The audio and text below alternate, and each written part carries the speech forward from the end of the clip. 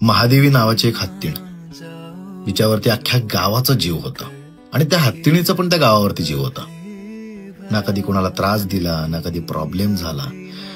पण कधी कधी ना माणुसकी, परंपरा यापेक्षा पैसा मोठा असतो हे कळलं. 700 वर्षांची परंपरा मोडली. 40 वर्षांचं गावकऱ्यांचं आणि त्या हत्तीणीचं जे प्रेम होतं ते तुटलं. आता महादेवी कोणालाच नाही दिसणार. तिचं दर्शन घ्यायला, तिला खायला घालायला ती नसणार. एकतर पैसा जिंकला आणि आपण हारलो म्हणायला काही हरकत नाही. एका मुक्या प्राण्यासाठी जेव्हा अख्खं गाव रडत असतं तेव्हा कळतं की त्या मुक्या प्राण्यानं गावकऱ्यांना किती जीव लावलाय आणि गावकऱ्यांनी त्या मुक्या प्राण्याला किती जीव लावलाय.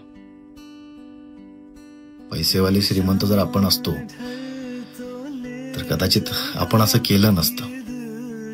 पण काय कुठली दुर्बुद्धी सुचली आणि त्या गावकऱ्यांच्या मनातनं हत्तीण असू दे किंवा ती महादेवी असू दे काढून नेली.